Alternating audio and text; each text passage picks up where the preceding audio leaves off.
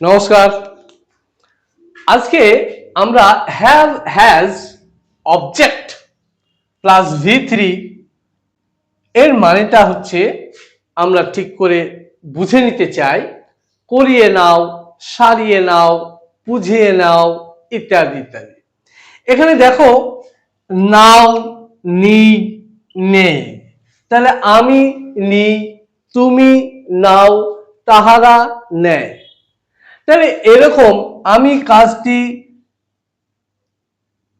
চাকরকে দিয়ে করিয়ে নিই, তুমি কাজটি চাকরকে দিয়ে করিয়ে নাও, সে কাজটি চাকরকে দিয়ে করিয়ে নেয়।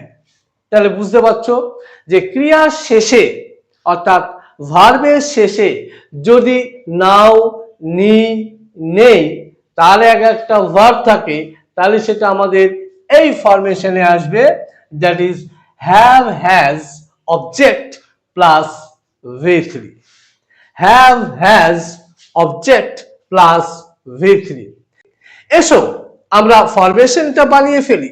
ফরমেশন, একটা সাবজেক্ট থাকবে, একটা হ্যাভ হ্যাজ থাকবে, অবজেক্ট প্লাস V3 প্লাস ও থাকবে। অলরেডি অবজেক্ট এখানে আমরা নিয়ে নিয়েছি, সেই জন্য এখানে আর অবজেক্ট আমাদের প্রয়োজন নেই।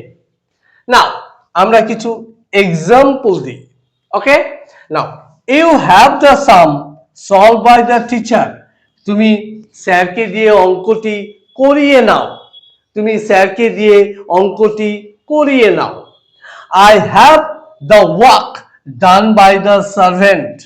আমি কাজটি চাকরকে দিয়ে করিয়ে নিই। They have the match played by the referee. তাহারা ম্যাচটা রেফারিকে দিয়ে খেলিয়ে নেয়। তাহলে নিশ্চয়ই বুঝতে পারছো এখানে করিয়ে নি, সারিয়ে নেয়, বুঝিয়ে নি ইত্যাদি ইত্যাদি যদি থাকে এরকম, তাহলে আমরা কি করব না এই ফরমেশনটা আমরা অ্যাপ্লাই করব। Have has object plus V3, have has object plus V3। না টেস্ট ইয়োরসেলফ, টেস্ট ইয়োরসেলফ, এখানে কিছু প্রোনাউন দেয়া আছে, এই সমস্ত প্রোনাউন দিয়ে তুমি সাবজেক্ট এবং এখানে ভার্ব দেয়া আছে, এগুলো দিয়ে তুমি সেন্টেন্স বানাবে। হ্যাঁ, তাহলে এখানে এই সমস্ত সেন্টেন্স বানালে তুমি গ্রামার তুমি ভালো করে শিখে যাবে, তুমি স্পিকিং খুব তাড়াতাড়ি করতে পারবে। আশা করি ভিডিওটি ভালো লেগেছে।